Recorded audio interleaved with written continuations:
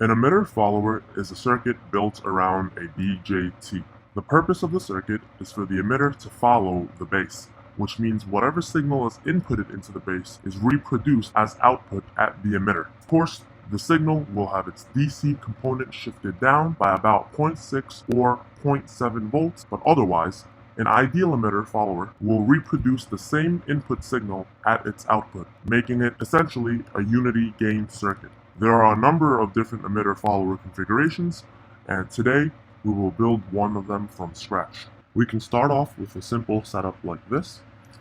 We have an input sine wave at the base, and a collector power supply, an output voltage connection at the emitter, and a load to drive from that output voltage. However, there are several problems with the circuit, and it is also completely useless because the emitter is always held at ground, no matter what the input signal is.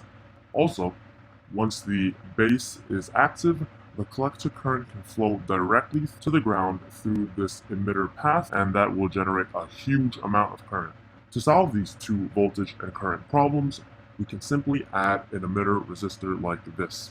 Here's a resistor R2. Now that we have the resistor, things are looking a lot better. The output voltage is no longer held at ground, and also the current through the collector and emitter is now limited. The emitter resistor also gives the added benefit of being able to set the current, depending on what value is chosen. But of course, the value of the current is actually not that reliable due to different effects, such as thermal effects.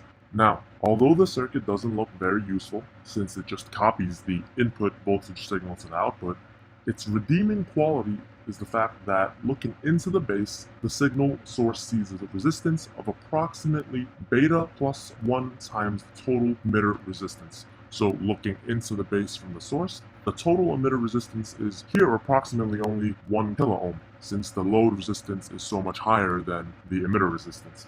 Since beta is typically some very large value like 100, emitter followers allow signal sources to drive a load that potentially doesn't have very high impedance.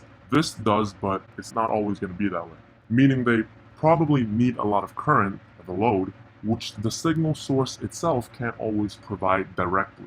So this allows the signal source to drive something borrowing current from a power supply, even if the load has a very low impedance. Now, there are still several problems with the circuit. First of all, I have a 1 volt sine wave at the base, which will not turn the transistor on for most of the cycle. What we need to do is to bias the base by shifting the voltage signal up so that the base voltage is always at least 0.6 or 0.7 volts. We need approximately 1.6 since the negative amplitude is -1, but I'll shift it up 2 just to be safe. The simplest way to get some specific voltage is to use a voltage divider. So here's our voltage divider, which will give us an extra 2 volts. The last thing that we need to do is to add capacitors. We have to add one before the voltage divider, so here, in order to block any DC voltage offset component of the AC signal. Also, we don't want any of the voltage divider's DC voltage going into the signal.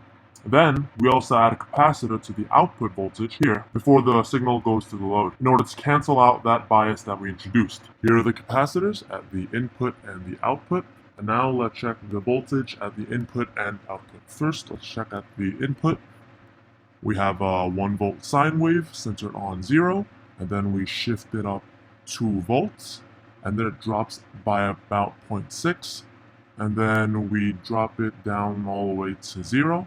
And as you can see, there is some distortion. You'll probably see that in real life as well because these components aren't perfect, but in general, this is pretty good. So in conclusion, the emitter follower is a useful configuration if you don't need voltage gain but do need more current. Since the current increases while the voltage stays the same, the overall power actually increases, so if you need power gain, this can also be interpreted as a sort of unity gain buffer, except that it might be somewhat difficult to time correctly. There are still different aspects that I didn't touch on in this video, such as more precise resistor values to set the proper currents, more precise capacitor values for the given frequencies, and thermal stability, among other things. But I'll talk about those in future videos.